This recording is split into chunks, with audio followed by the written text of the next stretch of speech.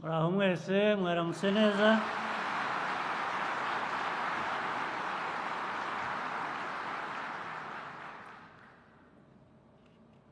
Ndishimye kuba twabonye umwanya twese uko turi hano kugira ngo dukore iyi nama ya RPF Congress.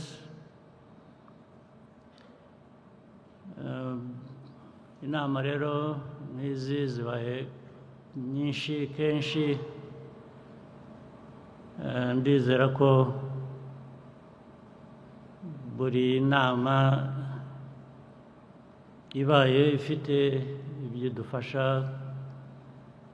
ibyitwungura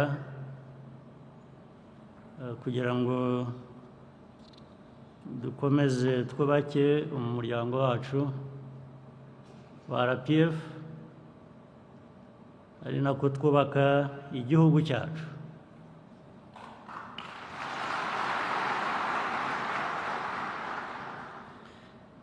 Inama uko nzumva rero yewe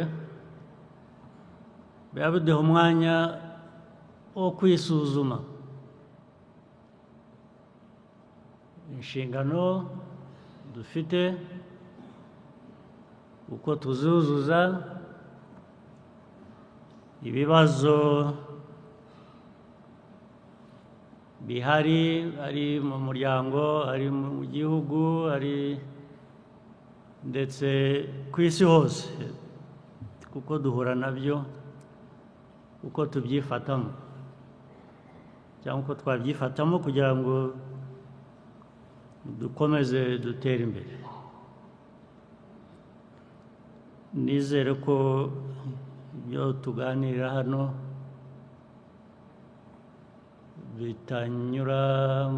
bitinjirira mu gutwi kumwe bigasohokera mu kundi gutwi, hanyuma hagati aho y'amatwi yombi tugasigarana ubusa. Ubundi biba bikwiye kuba tugumamo kugira ngo tubikoreshe kubaka no kwiyubaka.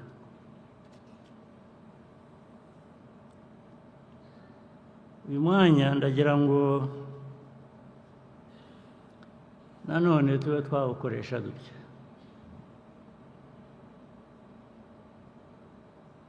dutega amatwi, dutegane amatwi,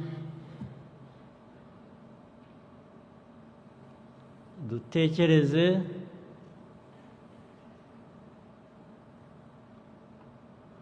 tuvuge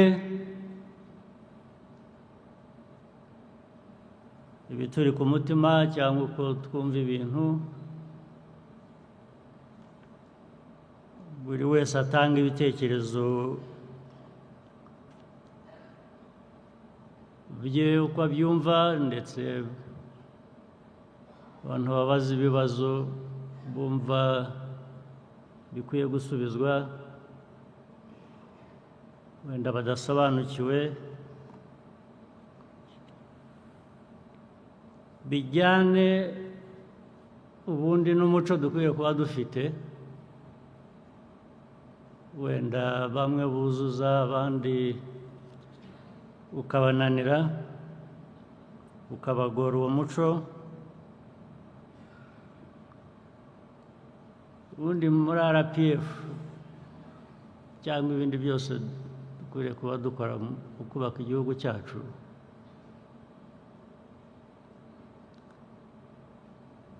umuntu aba akwiye gutekereza we nk'umuntu, mbese akitekereza, agatekereza inshingano afite zimuganisha cyangwa zimuhuza n'abandi, byagera ku bikorwa tukabikorera hamwe. We should be thinking independently, individually, but most importantly, act collectively nibwo bigira akamaro, nibwo bigira umusaruro, kuko turi hano twese buri wese afite ibimureba ku giti cye, ubuzima bwe, ariko ko duhuriye hano biratwibutsa ko nyine dufite byinshi duhuriyeho. Mu bikorwa rero niho hambere dukwiye kuba duhurira. Ntibibujije abantu no gutekerereza hamwe, ariko muri bya bikorwa niho bigaragarira, niho bizira, ariko bitabujije umuntu gutekereza ku giti cye ndetse gukora ibimureba uko abyifuza. Ariko hano ni ibintu bibiri bihura, ni ibitureba nk'abantu buri umwe ku giti cye, ariko noneho ni ibitureba dukwiriye kuba dukorera igihugu cyacu, Abanyarwanda n'abandi bose batuye u Rwanda.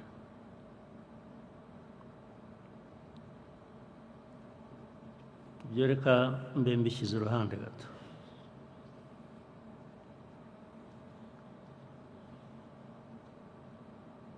Musubire ku byo kwisuzuma, gushaka uburyo RPF ibaruta mu myaka benshi muri mwe,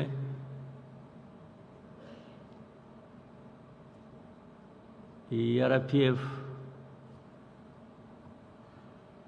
iyo myaka imaze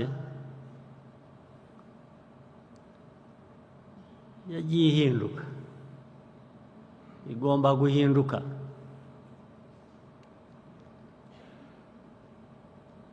Igahinduka buri gihe bijyanye n'ukuntu isi ubwayo ihinduka. Isi tugezemo uko iteye ubu, RPF yaba irimo, twebwe abanyamuryango ba RPF twaba tuyirimo, tuyibamo nk'uko twayibayemo imyaka 30 ishize, haba hari ikibazo, haba hari ikibazo kinini cyane. Ari uru Rwanda, ari iyi si turimo, tugomba kubibamo nk'uko bimeze. Ubu ni ukuvuga ngo kuriya guhinduka kutugiraho ingaruka iyo utajyanye n'iyo mpinduka, byakwica ugapfa neza, ukabura no guhamba.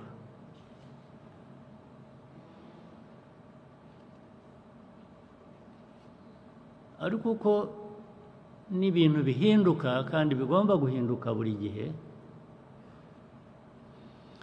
ntabwo bihinduka byose,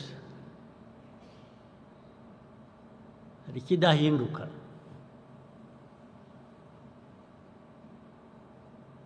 Ikidahinduka ubundi nicyo uri cyo, ndetse n'icyifuzo cyawe cy'uko ukwiriye kuba ubaho cyangwa wumva ibintu bijyanye n'iyo mpinduka. Hari ikidahinduka.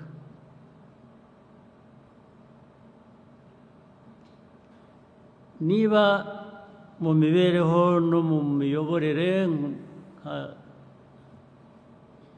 RPF turi hano, y'iki gihugu, igihugu cyacu ko nacyo cyagiye gihinduka. Niba twaravuze ngo hari ikintu kimwe cy'inshingano dufite, politiki, imiyoborere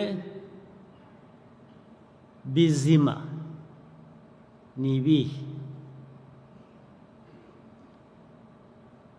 Reka mvuge nko mu miyoborere, mu bintu bizima dukwiye kuba dukora, kugira ngo biri no mu mateka yacu no mu mvugo yacu no mu ngiro twifuza. RPF yaravuze ngo tugomba kurwanya ruswa.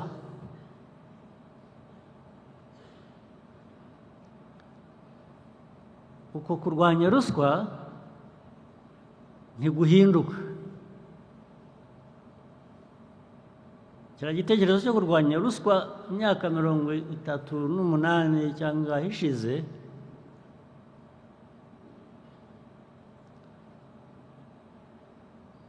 ntabwo cyahinduka ngo tuvuge ngo noneho ntitugiye kuyirwanya kubera ko twagiye mu gihe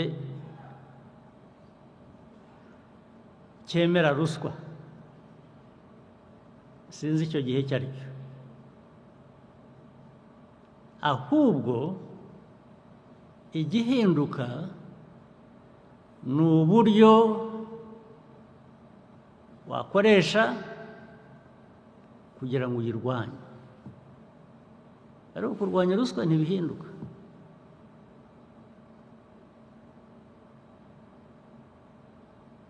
The methods you use to fight corruption, depending on the circumstances and the changes that have happened,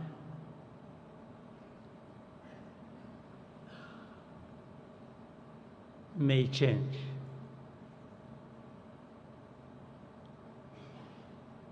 But the idea to fight corruption does not change.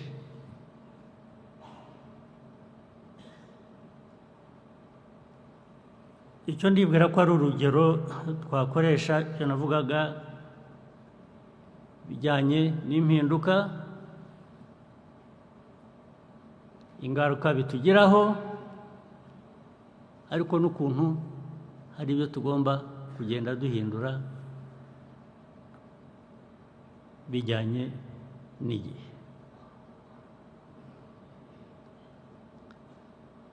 RPF rero n'abakadere bayo natwe twese abayobozi ku nzego zitandukanye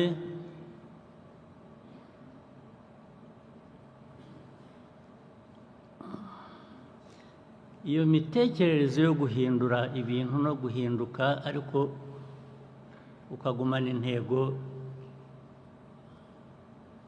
nyazo ufite, hari ubwo tutabyumva neza cyangwa tutabyumva kimwe.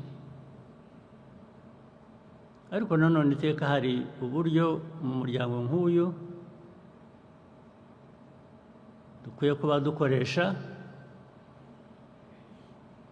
kugira ngo ibyo byose bishobore kubonerwa umuti, bigire umurongo bikurikiza. Ndetse rimwe na rimwe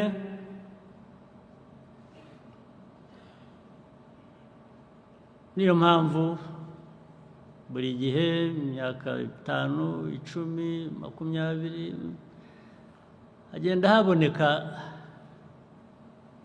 abo bigora kujyana n'ihame rya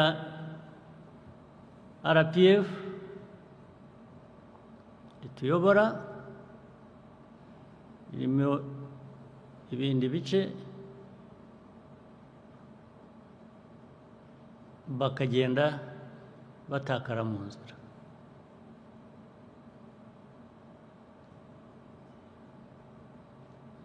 ibyo biriho byarabaye bizaba, ariko RPF igomba gukomeza gutera nk'uko ikwiriye kubitera muri iriya si igenda ihinduka,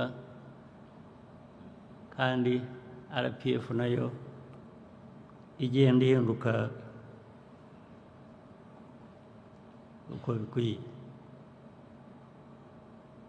Hari abato bari hano benshi, bari nabo benshi cyane sinzi, ariko ni benshi. RPF yabayeho bataravuka, ndetse urugamba rwashingiye kuri RPF rwabohoje igihugu rukaba kugira ngo gihinduke. Naho urwo rugamba rubereye ni benshi bari bataravuka, abandi biyongera umubare munini, ubwo byombi hamwe bari impinja. Impinja muri ibi ngibi mvuga ni nk'aho butaravuka.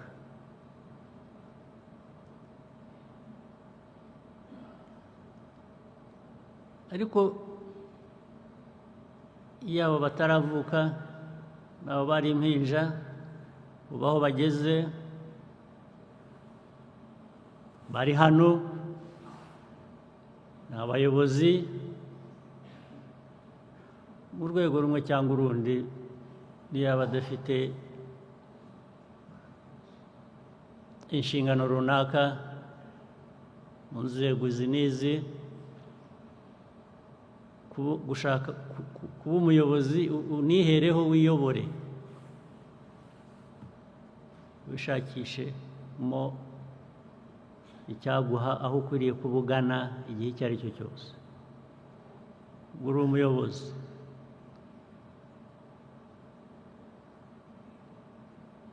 iyo urwo rubyiruko rugenda rukura,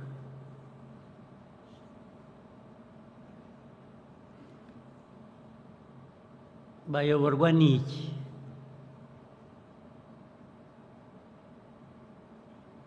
Bareba he?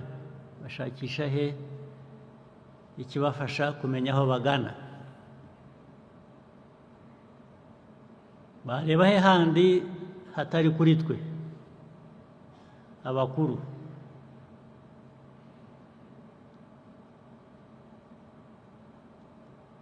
Iyi myifatire yacu twebwe abakuru itari mizima, ubwo hazarokoka bangahe kuri abo ngabo baturebamo bakadushakamo icyabayobora mu buzima bwabo, kizatuma ndetse bashobora kuyobora igihugu cyabo igihe cyabo cyageze. N'ubu bamwe kuri bo igihe cyarageze, babihera he badahera kuri ariya mateka na ya mikorere na ya myumvire twavuze mu mwanya ushize? Bahera he? Inshingano rero dufite ni inshingano iremereye cyane, ntabwo ari ibintu biza hano gusa abantu bakaramukanya bagahoberana ntibaherukana twarangiza tugataha tugasubira uko twaje hano. Niho navugiraga ko n'uyu mwanya biba bikwiye kuduha muri twe kwisuzuma no gutekereza ibyo dukwiye kuba dukora n'aho tugana.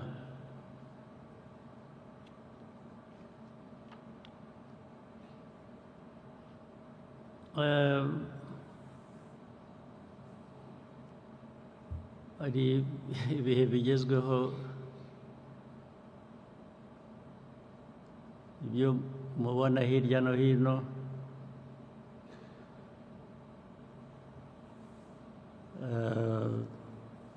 nabyo bya politiki bijyanye na politiki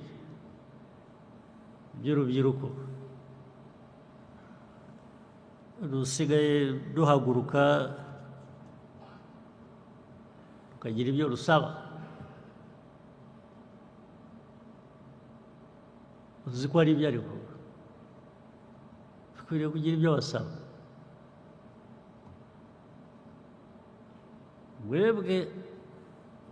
twebwe RPF tugomba gutegereza ko hari twibutsa ko hari ibyo bagomba kubidusaba ubwo twaba twarujuje inshingano zacu inshingano twiyemeje aho abantu barinda kuguhagurukana bakakubwira ngo turashaka iki ubwo ni ukuvuga ngo twarakibuze ntacyo waduhaye nibyo igihe bafite ibyo bahaguruka basaba barwanira uko babikora kose njye ndabyumva ndetse icyo bivuze impamvu nabyumva ni uko ari nk'ibyo twakoze natwe tukiri bato kurinda tugera hano none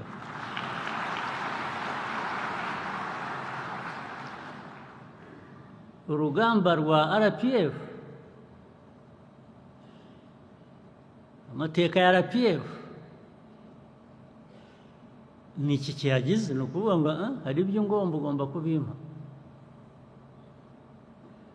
abantu bakoresha wenda uburyo butandukanye ariko ni bimwe kumpa uburenganzira bwanjye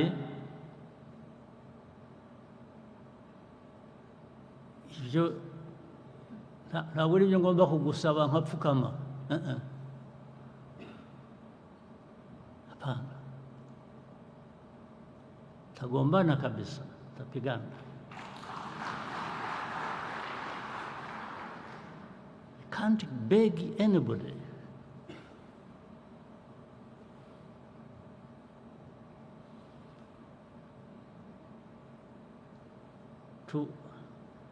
I don't expect anybody to give me my rights as a favor she's doing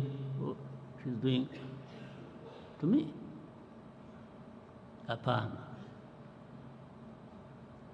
So, hano mu Rwanda bibaye bikurikiye rwose hakagira uvuga ati there is something hari ibintu watugomba gutaduhaye njye nabyumva kuko nanjye niho nahereye namwe mwese niho mwahereye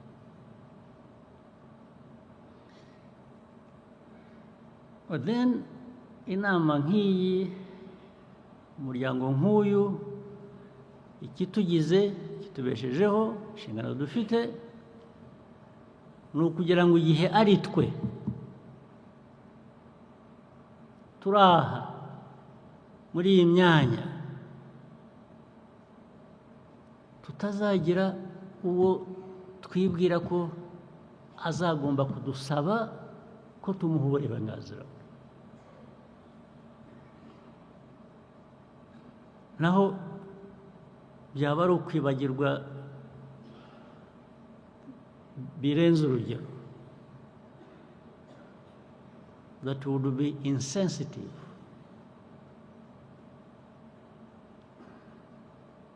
The right you demand is the right everybody has a right to demand.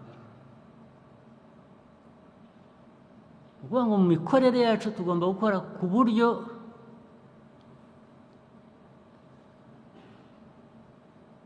twibuka ngo hari inshingano dufite abantu batagomba kutwingingira batagomba kudusaba tugomba kubagezaho cyanze bikunze.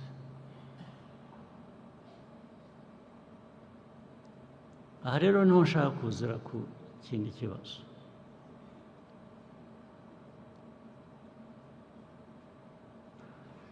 ubu tumaze hano RPF baye muri leta nitwe rwose ibintu byose bishingiyeho.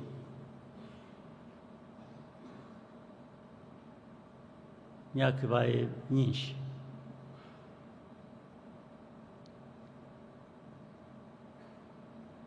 Tujye twisuzuma buri gihe turebe ukuntu twuzuza iyo nshingano. Ndahera ku miyoborere, ku mikorere,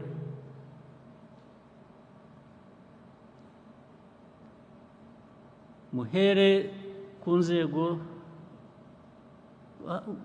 aho uhera hose. Washaka uhere ku nzego zo hejuru, ushaka uhere ku nzego zo hasi. Ikigenda kigaragara kuva ku nzego zo hejuru ujya ku zo hasi cyangwa kuva hasi ujya ku zo hejuru ni iki? Mukwiye kuba mukizi, mukibona, muzi ngo aha ngaha hari ibitagenda neza, bigahera ko bishyirwa mu buryo, ku buryo bwihuse.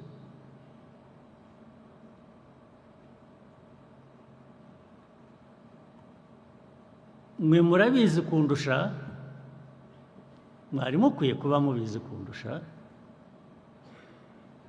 mugenda hirya no hino kundusha, muhura n'inzego zitandukanye,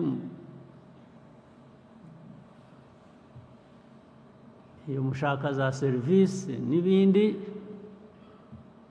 murandusha kubibona, kubyumva, kubimenya ndetse n'ingaruka bibageraho.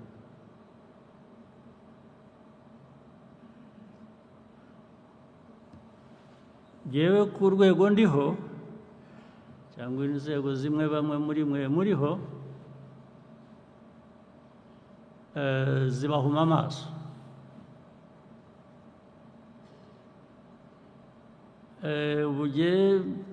Iyo nsitaye abantu barahurura bakundamira ngo ntago hazi, nakorora bakiruka bajya kunshakira umuti, ubwo ni ukuntetesha, ariko nizere ko atari ugushaka kumpuma amaso.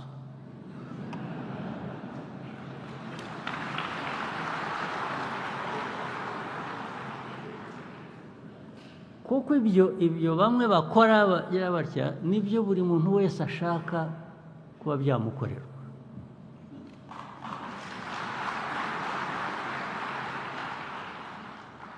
Niba akeneye umuti yarakwiye kuba awubona. Niba akeneye transport kuva aha kujya hariya aba akwiye kuba abibona.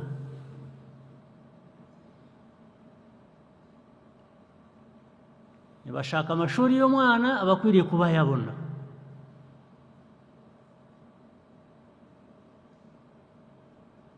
Byinshi bimeze gutyo. Ibyo tubibaza nde? Tubibaza nde batari mwe, ndetse kugira ngo bitazarinda kuvamo ko hari ababibabaza ku ngufu.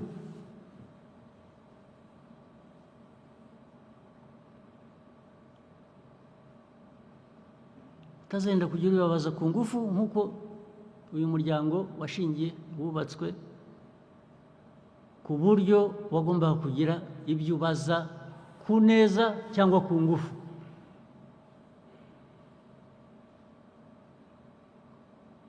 Buri muntu wese afite uburenganzira, utabimuhaye ku neza ukwiye kubikubaza ku ngufu.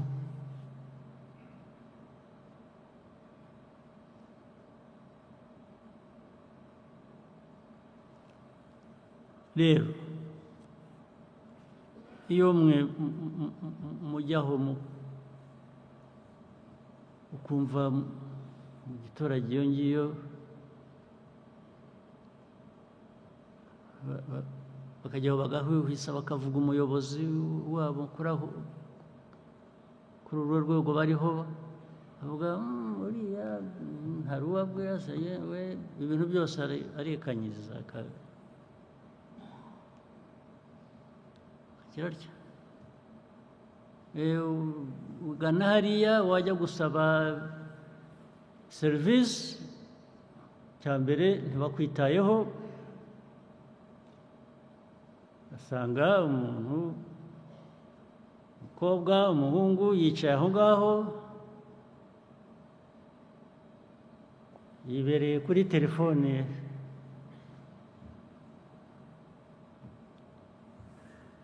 arakora ibyo akora sinzi ibyo ari byo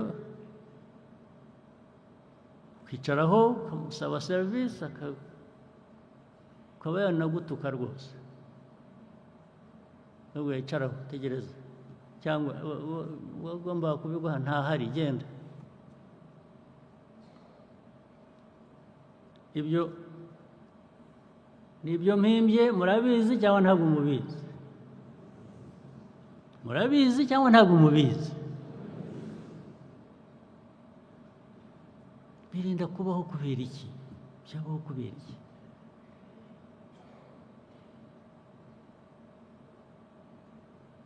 cyabaho kubera iki muri mwebwe bayobozi ari abari hano ari abatari hano banyumva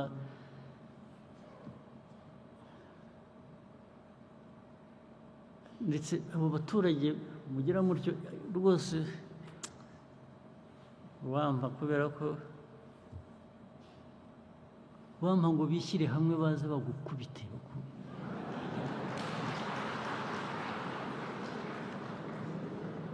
rwose bakagira uruhande bagashaka inkoni bakaza bakagukubita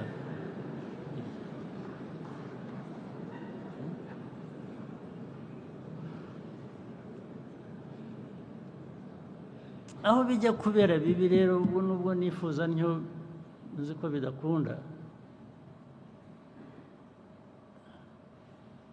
iyo umuco mu buyobozi umaze kugera ku rwego ari mubi ba bantu mvuga ngo bakwiye gushaka inkoni bakagukubita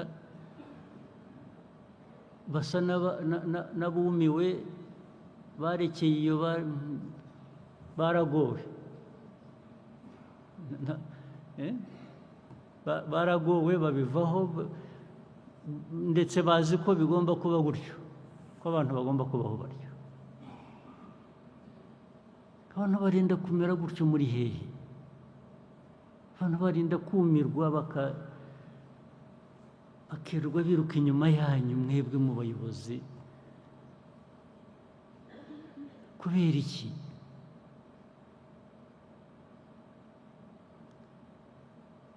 ariko ngiye kamabwire iyo wamenye ndamukubita rwose ntabwo wamenye gukora ibyo ngibyo mujyaho mukamutetesha ariko iyo namumenye ntarara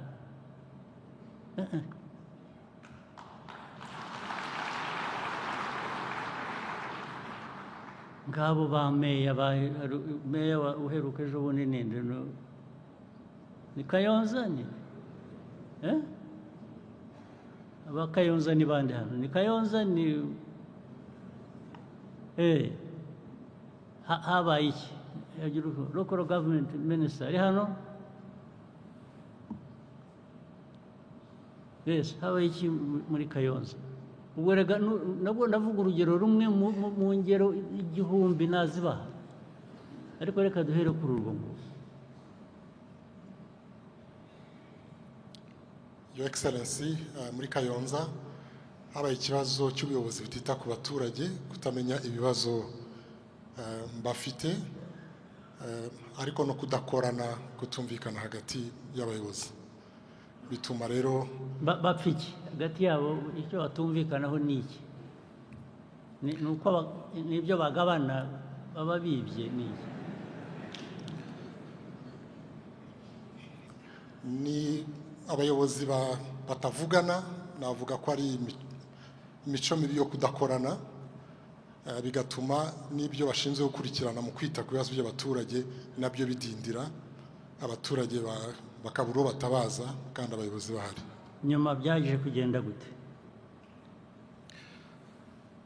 cyavuyemo ni uko abaturage kubera kuburira icyizere abo bayobozi bageze aho bitabaza abahisi n'abagenzi by'umwihariko ku bibazo by'amapfa yari yatewe n'izuba ryinshi. Izuba se uwo muyobozi yari gutanga izuba ntabwo ari byo ndavuga yakoraga byaje kubaviramo uko byaje kuba n'iki. Yes sir, bifite aho bihuriye kubera yuko ubusanzwe abaturage bagaragaje ko bafite ikibazo ko bashonje, leta ifite uburyo yabagoboka, ariko icyo gihe kubera ko abayobozi bari bahugiye mu kutumvikana ntabwo babashe kubikurikirana. Bari bahugiye mu ko bo batari bashonje, bo ntibari bashonje ga nicyo kibazo. Yes sir. Ntibumva babaganyira bashonje, ntabwo ari kutavugana nuko nabwo buri wese yari afite ibyo akora bimuha ibyo abandi badafite. Hanyuma uko byagenze rero ni uko abayobozi babishinzwe babonye ko abayobozi badakwiye gukomeza kuyobora akarere babakuraho. Byamaze igihe kingana iki? Your Excellency, byamaze igihe kinini kuko baganirijwe inshuro nyinshi n'inzego zitandukanye, ariko gufata umwanzuro nyirizina wo kubakuraho ugereranije n'ibibazo byari bihari byaratinze. Yes, bitinda kubera iki mwebwe mwicaye aha ngaha ku muhanda? Ari abari muri minisiteri bashinzwe, ari abandi babibona, ari ku zindi nzego, birinda gutinda bikagira ubwo bigeza abantu hariya kubera iki? Ntabwo ari we ikibazo, ntabwo ari we nkibaza gusa, ndakibaza abo bantu bari hano bose ku nzego zabo, buri wese ku rwego. Icyo mbibabariza mwese ni uko ibi bivuzwe n'ubwo bivugwa i Kayonza biri n'ahandi hose bimeze gutyo. Biba mubireba mukabyihorera, nibyo binavugaga, kubera ko abayobozi bo baba badashonje, bo ntacyo babuze, ntabwo bita ku bandi bakeneye bo ibyo bashaka abo ngabo.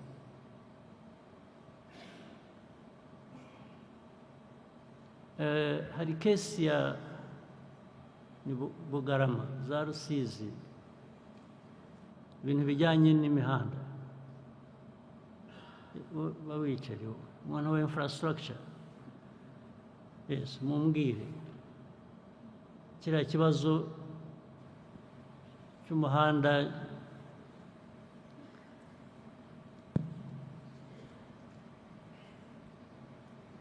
watengutse usigaye nyirango usigaye warahindutse umurima, bahinga mu muhanda. Byarinze bigera hariya kubera iki? Icyo kintu icyo kibazo cy'umuhanda ngira ngo nakivuze hari ubundi igeze kujya ni 2017 ni ibintu mperuka kera, ariko umuhanda warasibye. Ejo bundi abantu barinda umutekano nibo babimbwiye rwose, badafite ahantu banyura, badafite uko bagenda. Ikibazo cyagenze gite minisita? Mu by'ukuri Your Excellency, twavuga ko habayeho uburangare ku rwego rwacu nka ministry mu guhitamo ibishyirwa imbere mu ikorwa ry'imihanda, kuko hari imihanda myinshi yakozwe kuva byavugwa mwabisaba ndetse n'abaturage babisaba kuva imyaka yashize 2017, kuko mu by'ukuri uriya muhanda warangije ubuzima bwawo wari wagenewe muri 2017. Kuva icyo gihe umuhanda wari ukeneye guhita usanwa. Ni umuhanda w'ingenzi uhuza igihugu cyacu n'ibihugu duturanye, ndetse ukanafasha inganda ziri hariya. Habaye iki rero? Byagenze gute? icyabayeho ni ukudashyira ku murongo neza priority uburyo imihanda ninde ubikora ni twebwe nka minisiteri y'ibikorwa remezo twagombye kuba twarabikoze. erega natwe ibyo tubifitemo uruhare ariko nta n'ubitubwira. Priority mwigenera priority gusa mushatse zigatandukana n'iz'igihugu muri rusange zikwiye. Ni amakosa twakoze kandi turayasabira imbabazi, ariko tuzagenda tubikosora. uzi ko imyaka yose nicyo kiba igisubizo, nicyo abantu barangiriza, ni ukubisabira imbabazi ejo bikazongera bigasabirwa imbabazi, ariko tukikomereza ibyo dukora. ubu bwaba uburyo bwo gukorera igihugu cyanyu gute?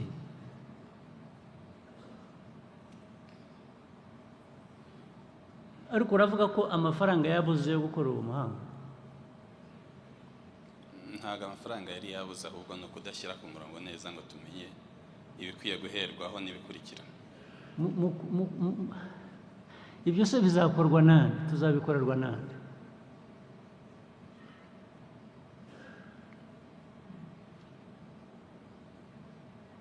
niba minisiteri bishinzwe itabikurikirana n'izindi nzego ntizibikurikirane, ubwo bishinzwe nde? bizakorwa gute nande?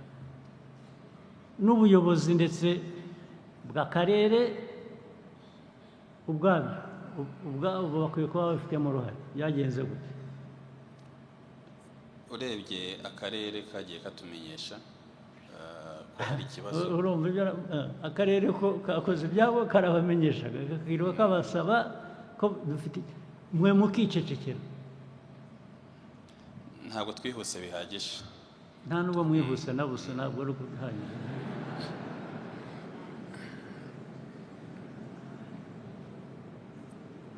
ariko se ibi bigenda bigaruka, imyaka ikaba 5, ikaba 10, ikaba 15, ikaba 20, muragira ngo abantu bagire bati? nibyo navugaga, biriya ureba ba Gen-Z bajya ku muhanda, ni Gen-Z harya niko babyita, bagatera amabuye bakoze babampa ngo bankubitire, babirukanse ku manywa y'ihangwe. Nge nzi ko bazambabarira, ntabwo bazapfa nanjye.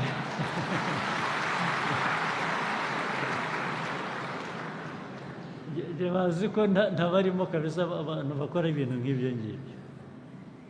ariko rero ikibazo ni uko abamvuga ngo bampa ngo bankubitire nabo ni Gen-Z. ubwo se bizagenda gute? namwe ko muri urwo rugero, ubwo murakora, ubona iki kibazo yakigenza ate?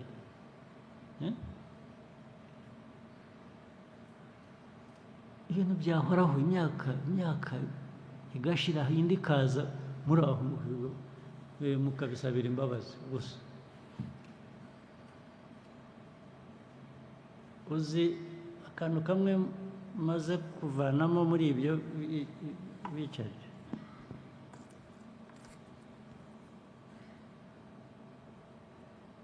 biriya avugaga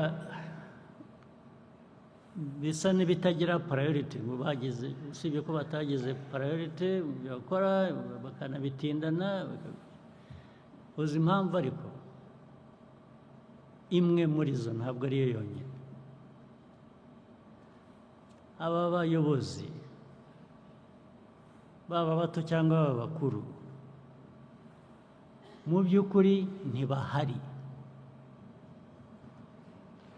ntabwo baba hano, ntabwo bahari.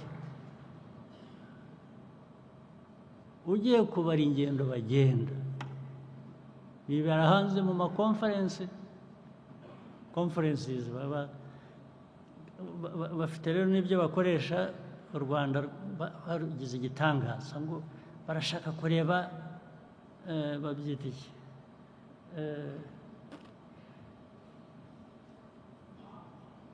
best practice. ngo best practice iba mu Rwanda, ngo bakirirwa bahamagara. ubu abona ba ministers nka 5 6 kugera ku 10 bose barandika basaba kugenda nkabaza barajyahe ngo bagiye baramutumiye kandi biri important ko bajyayo bagiye gutanga amasomo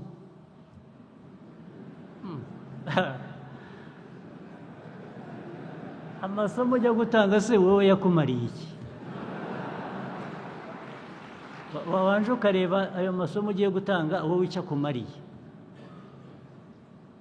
icyo navanyemo prime minister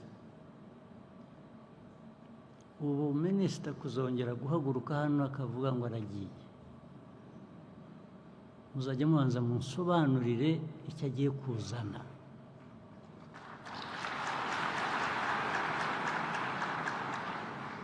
kiruta icyo yarakwiriye kuba atanga ku banyarwanda kuba ari hano ariko iri genda ryandambiye prime minister undebe unyumve ngo ryandambiye murabyumva n'aba ba ministers bamwe bari hano mu nyumve iri genda ryabo ryandambiye muzaye mubanza musobanurire neza si ukubisobanura neza gusa muzajya munabisobanura mu gihe tubanze twumvikane icyo turi butakaze umuyobozi natagenda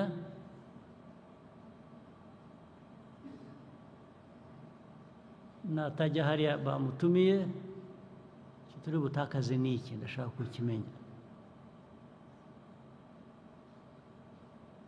ariko icyo gihe bikwibutsa n'icyo uri butakaze nibaramuka bagiye tubyumvikaneho turebe ikinyuranyo cyabyo ubu ndaza kubafunga rwose kubafungira kandi hamwe twashyize abayobozi ugasanga abaminisitiri babiri nko muri minisiteri imwe sibyo ariko hakaba ubwo bagiye bose bombi uko ari babiri bitari minisiteri imwe bitari minisiteri yindi ya kabiri 3 4 bose bagiye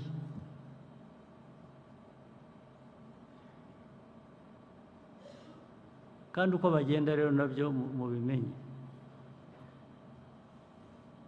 ubu si isigaye ubundi iri connected ariko iyo bagiye ntumubona naho mushakiye yagiye ntumubona ukabaza ariko se aho wagiye hataba telefone ni he bo mu mutwe kugenda no gukupa connection n'abagifitanye isano n'aho aturuka yagiye n'uwabariye ibyo prime minister biraza guhagarara byanze bikunze hanyuma ibihe yahagaze gutyo dusigarane cya kibazo cyo kutamenya priorities hano ariko muri hano ubwo nabyo tugikemure impamvu ministry idashobora kumenya priorities nabyo tuzabimenya nabyo tugomba kubimenya mu by'ukuri ubwo ni prime minister bizajya bigarukaho minister ananirwa ate ese yarakubwiye byagenze gute minister tugira ikibazo kuvuga ngo bananiwe gukora priorities kikaba igisubizo priorities ni izawe ziri personal umuhanda kanaka cyangwa igikorwa kanaka cyangwa hariya wananiwe guhitamo kugira priorities na cabinet twirirwamo buri gihe mu mezi tugira cabinet zingahe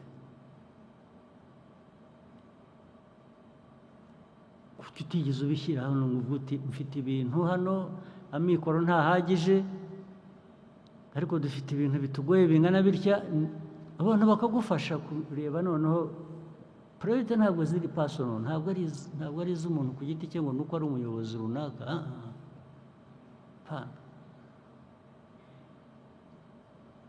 Priorities ni iz'igihugu.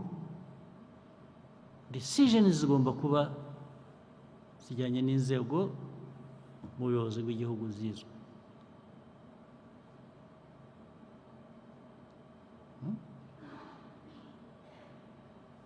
Ibi byose ndabitinda kubera iki? Nta kuntu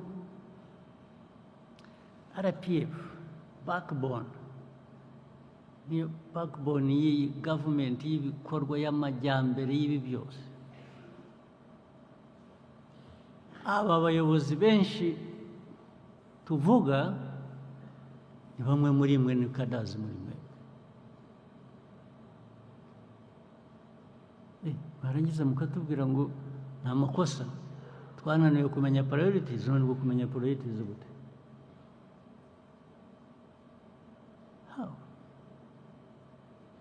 Cyangwa abantu bajya hariya bakangiza, amezi 6 agashira, umwaka ugashira, erega bamureba babizi. Nibyo nabazaga Minisitiri wa Local Government, biriya bya Kayonza byari bizwe, byamaze igihe bizwe.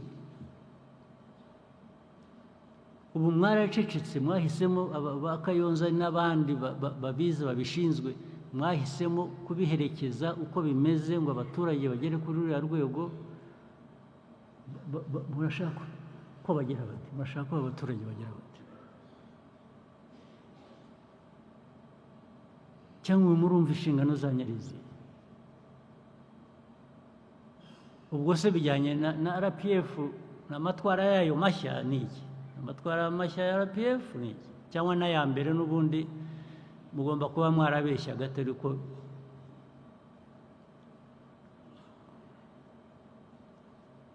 mwavugaga bimwe tugakora ibindi.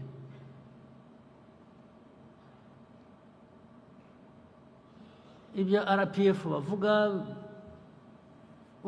iyo abantu bashaka impamvu, hari apologies nazumvise, hari izindi mpamvu.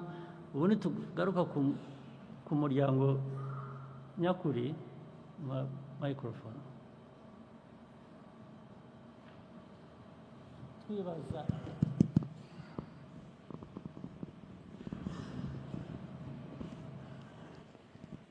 twibaza impamvu ibingibi bibaho ntibirangire n'iki. Abanyamuryango babizobereyemo barabura ngo rega ngo nta mashuri ngo akiriho ngo yigisha ubuki. Murashaka kwiga ibiki? Murashaka kwiga ibiki mwebwe mutazi abakada ba RPF? Amashuri mushaka mbese muzigishwa nande muri ayo mashuri?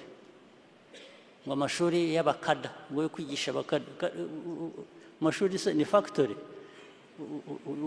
uracura abantu n'ubu ibyo umuntu ababwira mubyumva, mwari mukwiye kuba bivamo amasomo.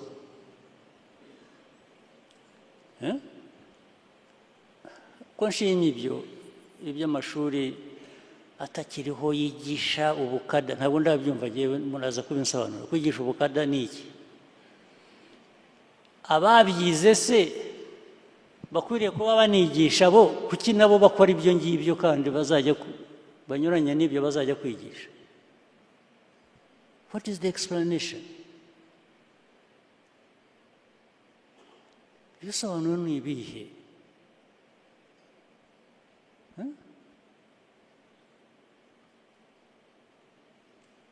Ibintu bya corruption no mu nzego ahantu hose. Erega biriya abantu bajya gusaba serivisi bakabarangarana bakigera bakagura nta electricity hari ngo tukwandikira ibi bintu. Uyu munsi computer yapfuye ntabwo ikora. Buriya ufashe inkoni ukamukubita electricity iraboneka irahera ku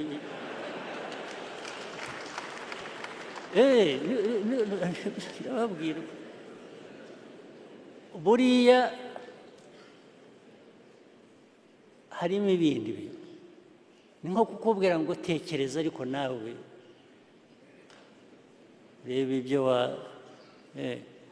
reba ibyo wampa nkwihutishiriza kandi koko yabanje kukubwira ko electricity ntayihari computer yapfuye iki ukagira utyo ukamuha envelope arahera ko electricity irahera ko iraboneka ako kanya uwo mwanya electricity iraza ariko koko mwebwe bakada muri aha ngaha ku nzego izo ari zose ubuse tuvuge ngo mwe mu bahandi ibyo ntimubibona ubu murabibona mukabyemera bikababamo mukabyihanganira koko mwarangiza mukaza hano ukeneye amashuri umuntu kukubwira ngo ntuzafate ruswa iryo somo baryita irihe kuzajya kukubwira ntuzica abantu ntuzagire utya nibabaha Bibiliya akaba arizo musoma ibindi ibyo mutariga ibyo mutazi ibyo mutigishije ahubwo mwebwe mwarangiza mukanyuranya nabyo ni ibihe hagira umubwira ko ntabwo azi ko ariko aho muba no mu bindi bihugu bamwe bagenda muri ibyo bihugu cyangwa babayo cyangwa babayeyo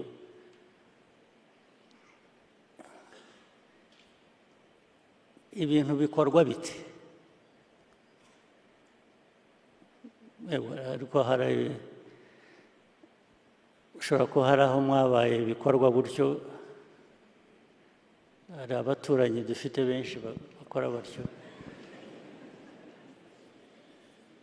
sinzi niba mushaka kumera nkabo aricyo kibazo ariko uko RPF imeze uko tuyizi kandi twese hamwe na mbere hose amahame ya RPF tuzi yabaye tuzi ko ibyo ngibyo bibaho bikorwa ariko bidakwiriye gukorwa amahame yari ayo kutubuza gukora ibyo ngibyo ariko mukanga mukaba ari byo mukora ku manywa mukaba RPF nijoro mukaba kandi gukoresha ijambo ribi nanjye kuvuga ngo mukaba ibyo ntazi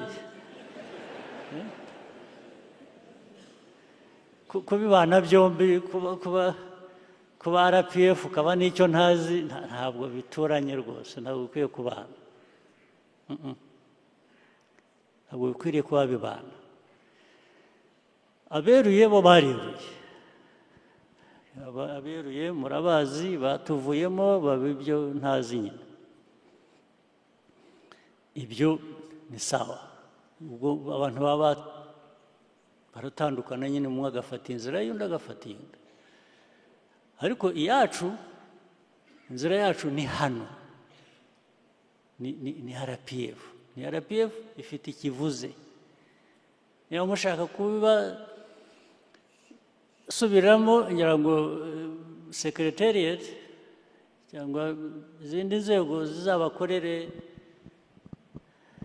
bwa tapes bashyireho nk'uko twaririmbaga iyi ndirimbo babaririmbire amahame ya RPF mujye mukagendana mugashyire mu gutwi ugende wumva ibyo ngibyo urebe ko byajya bikwibutsa niba ari byo mukeneye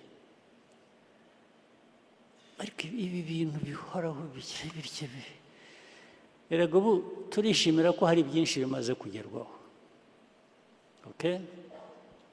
ntabwo urebye imyaka 30 ishize ntabwo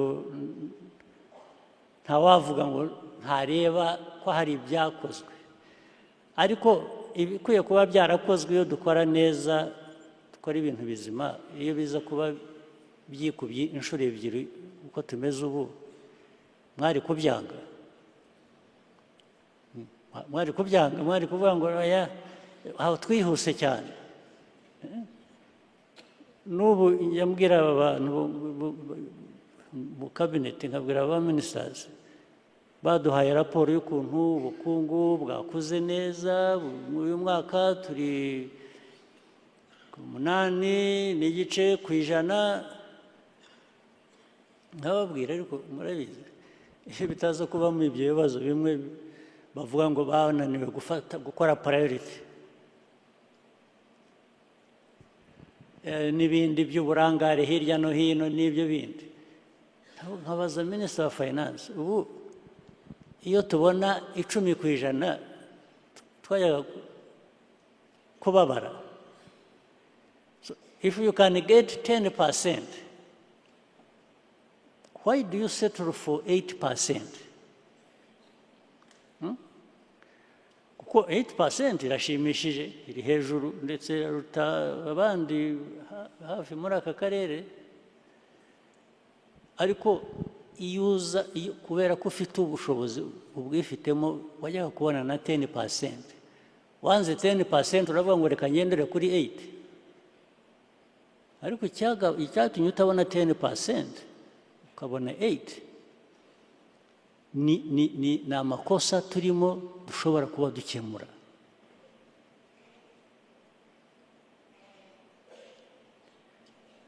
Kandi twari dukwiye kuba tuzi aho duhera. Uru Rwanda rwacu n'ingorane zose z'imyaka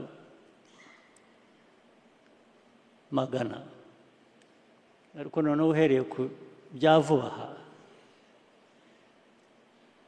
ubu mwumva kugira ngo tuzaveyo tugere aho dushaka, keretse niba mudafite aho mushaka kugera, ambition zacu zibizihe? Ni ukumirwa gusa tukarekera iyo, ariko ambition niba tuzifite, ndetse tukaba dufite ibibazo bimwe bitari n'ibyacu, aribwo twikorera n'ibibazo by'abandi,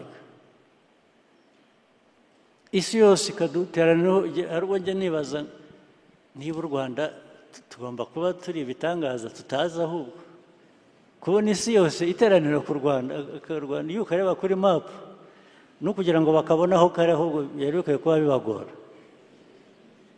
Hari ugasanga isi yose yahagurukiye u Rwanda, ariko tukanga tukabinyuramo tugakomeza.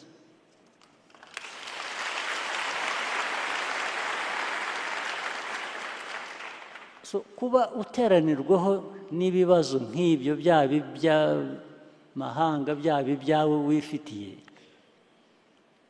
ntabwo waba the same person ukora ibintu kwigoronzora ubwira abantu ko wibagiwe, ko wagize ngo unagize ngo kugira ngo ni iki? If it is this or that, kugira ngo mukunze gukoresha mwebwe leaders ni iki? Kugira ngo ni iki? Ibi sigaho ibi ntabwo bikorwa. Mumbabarire nagize ngo, wagize ngo iki? Batize kugira ngo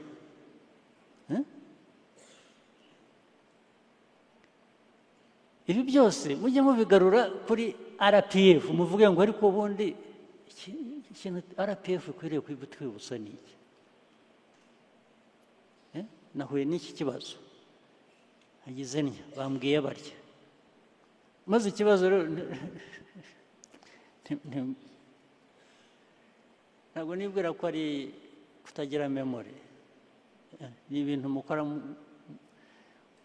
How can you repeat the same mistake? Abantu bakwibutsa, abantu baguhana, abantu bagira bate, ariko ukongera ukabisubiramo. Wavuga ko ari ukwibagirwa, wavuga ko ibyo babyita iki?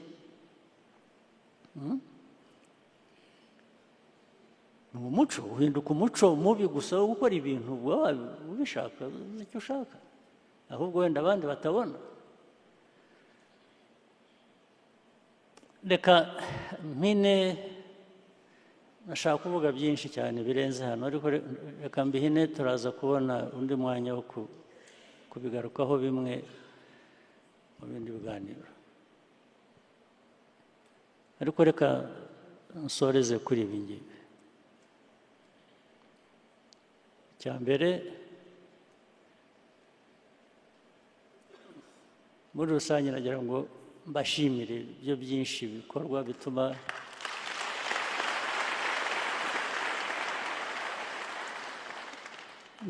n'igihugu kigera aho kigeze, no muri izo ntambara zose no mu biki bigomba kuba hari byinshi byiza dukora njye ntabona, nkatwarwa n'ibibi mbona bitwangiriza, ariko ubwo ndabibashimiye. Mu nzego nshaka gushimira zindi, inzego z'umutekano, uburinzi,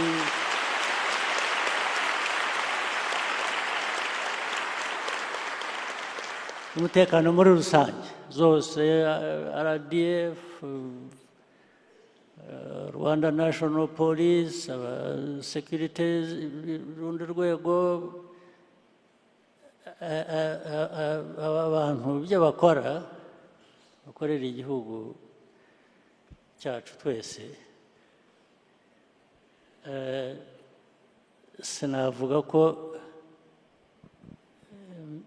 mfite byinshi birenze ibyo bakora mbasaba, barabyujuje.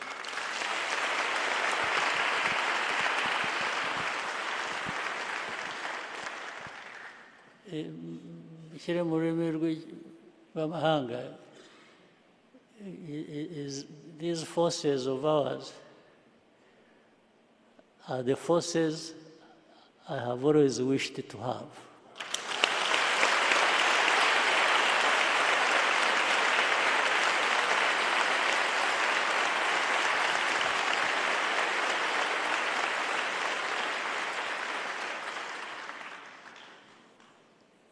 Ariko noneho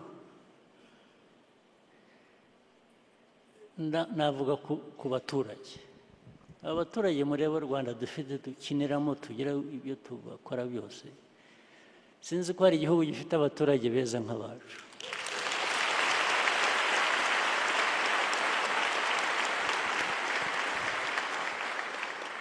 Impamvu ndayikubwira, urebye aho tuvuye muri politike y'amacakubiri, genocide, ariko tukaba tugeze aho abaturage bari hamwe, n'isi yose yirirwa ibashaka kongera kubasubizaho. Buriya ahantu hambere hananiye aba navugaga bo hanze bashaka kudusenya, bashatse ukuntu bazana mu banyarwanda kongera kubatandukanya ngo bajye mu mwiryane, abaturage barabananira.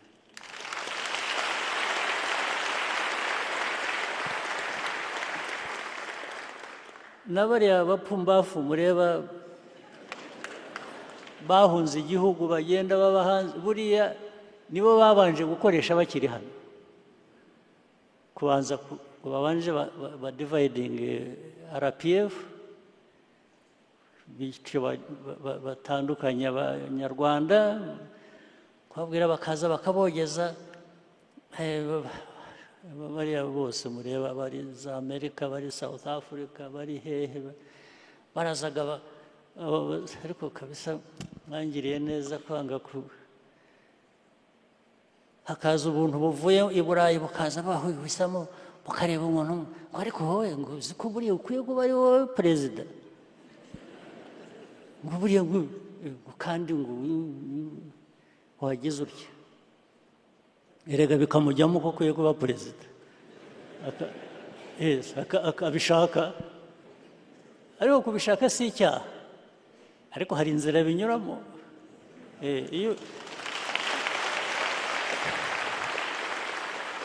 iyo ubishatse gusa ugashaka gukora wibwira ngo abo ngabo bazagufasha kubigeraho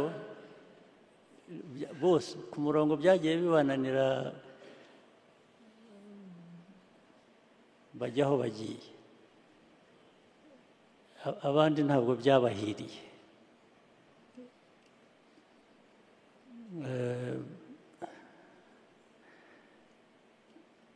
abaturage ureba ubu bwa NGOs ubu buntu birirwa bureba abantu birirwa ko abaturage bakagenda bagashaka kubagira ababo ntibabagira ab'u Rwanda bakabagira ababo niyo mateka tuzi mu bintu hirya no hino ariko abaturage bacu baranze baba b'u Rwanda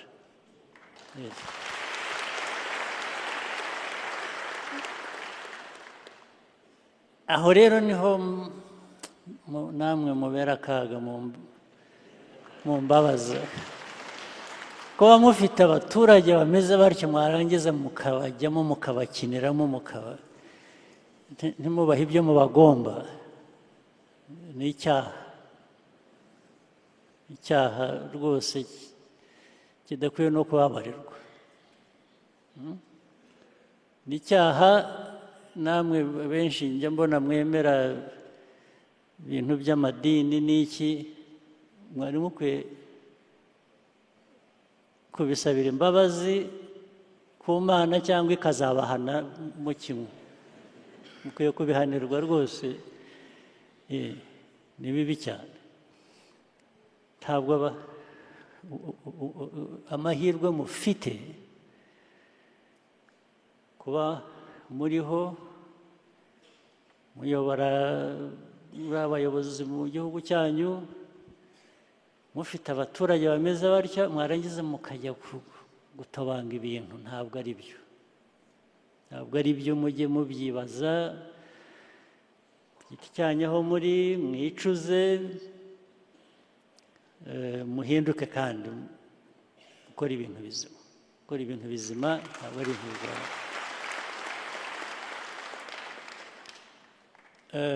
nagira ngo nanone nshimire kandi nakire dukorana mu gihugu hano hari abayobozi b'indi mitwe ya politiki bari hano mushoboye kuba mwahaguruka tukabareba niba muhari nagira ngo mbashimire ko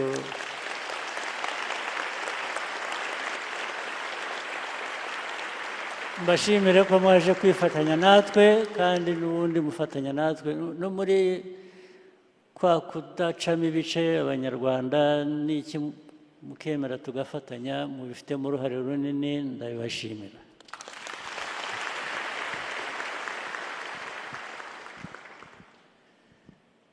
nshaka gusorezaho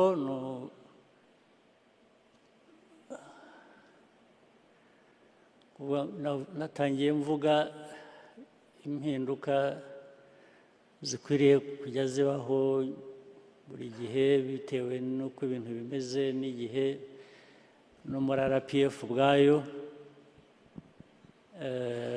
nagira ngo mbateguze ngira ngo biraza gushyirwa mu buryo mu masaha yandi ari imbere tubiganira hari ibintu bimwe nahuye n'abayobozi bamwe b'inararibonye ba RPF ndetse abandi founder members ba RPF mbasaba ikintu kimwe ikintu gitoya ntabwo cyari kigoranye ko twagira ibintu duhinduraho bike mu structure iyobora umuryango tukazubakira aho ngaho dukora wenda n'izindi mpinduka ariko bikazadufasha kongera imbaraga mu mikorere ibyo ngira ngo baraza kubitugezaho turaza kubiganira sinzi ko ari uyu mwanya wabyo hanyuma ariko bigakorwa mu buryo bworoheje kandi buzima,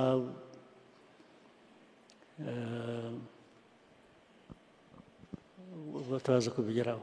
Hari icyo tutavuze nibagiwe, nari nzi ko ndi muganira nabo mu bihinduka no muri structure n'iki, nabwo dukwiye kuzashaka nko muri iyo gurupu nahuye nayo ya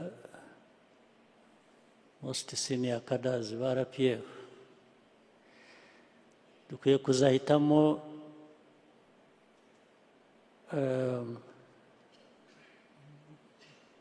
sinzi umubare uwo ari wo, wenda bake muri bo,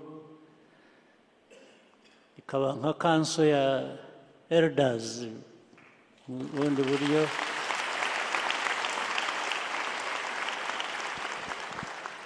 ikagira uruhande ikajya igira ukuntu ireba ikavuga atari ku ikagira ukuntu ivuga yicaza umuntu igihe babona umuntu agenda adakoze ibirenge hasi, aguruka bakamubwira atari ko garuka hasi, wowe kandagira hasi, reka kugendera mu kirere. Ibyo nabyo tuzabiganira, wenda na hano twabiganira, nta kibazo mbona, nagira ngo mbateguze gusa tubitekereze. Hari structure zisanzwe z'umuryango tugiye gutinkaringa nazo, tukagira ibyo habaho uburyo bwa reinforcement, then nifuzaga ko nabasaba ko tuzashaka iyo gurupu wenda nk'abantu nka 5 babaye benshi 7, ni igitekerezo, mushatse mwabagira 3, mushatse mwabagira 4, tukareba uko tubaha iyo nshingano yo kuba batari mu bintu day to day, ariko bari iruhande bareba, bakaba bakwibutsa umuntu atari ko itonde, cisha amagi, yananirana ubwo bikaba ibindi.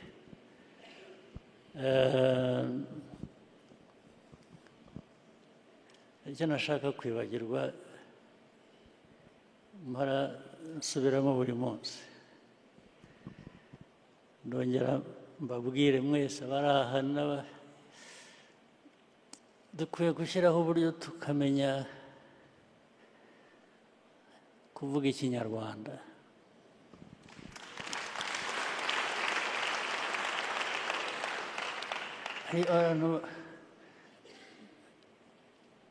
Kandi kuvuga Ikinyarwanda simvuga abatakizi koko, ndavuga abakwiriye kuba bakizi ariko bacyangiza. Uko cyangirika murabizi, bakizanyemo amagambo cyangwa ibintu by'aho twabaye twebwe. Ikinyarwanda bagihinduye gituruka mu majyaruguru cyangwa mu majyepfo hanze y'imipaka yacu. Urugero mbahe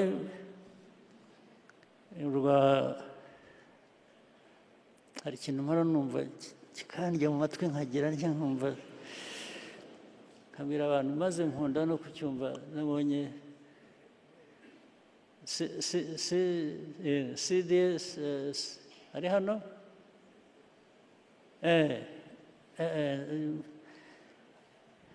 mu ame yacu cyangwa na IGP mu gipolisi, kumva kuvuga ngo guhereza murabizi, murabyumva ukuntu babikoresha.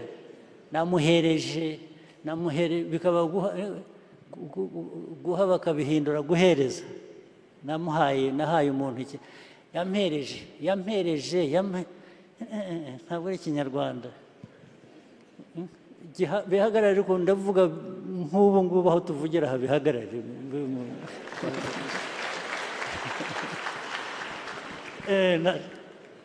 Guhereza, harimo bamwe rero babivuga, ariko nzi aho bituruka nabwo hanze y'imipaka yacu. ndetse bibanza bijyana abazi ikinyankore n'abandi banza biva mu kinyankore hari abantu bita mujya mwita ni abakonyine ni iki bari hano barapiyevu ibintu byakuhereza muhagarike mu kinyarwanda wenda muri icyo kirimi cyo hanze birashoboka ariko nkababaza kuko nzi ko bafitanye nkavuga nti mwebwe iyo umuntu yaguhaye inka mu kinyarwanda uvuga iki ntabwo yaguhereje inka yaguhaye inka so that is a big difference ntabwo bibaho mu kinyarwanda mu kibi kinyarwanda ikindi ni iki hari ibindi nyanumva uvuga biryana mu matwi kumva reka twese twigishije ikinyarwanda ntabwo kuba twarabaye hanze nk'impunzi n'iki ntabwo byatuvanyeho kuvuga ikinyarwanda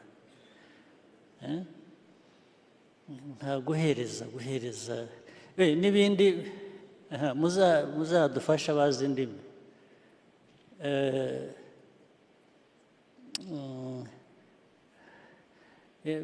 nashoje ibintu byose bikaba gusoza nabyo tuzamenye kurangiza ikintu no kugisoza bikoreshwa ryari cyangwa ryari ariko ibintu byose byabaye gusoza washoje nabyo bigomba kuba bifite ahandi bituruka ntabwo ibintu byose ari ugusoza gusoza bifite aho igihe bikoreshwa ibyo urangiza nabyo bifite igihe bikoreshwa ubwo ibyo byari iby'iruhande by'amarangamutima byanjye ariko nabyo mubyiteho bishobora kugira akamaro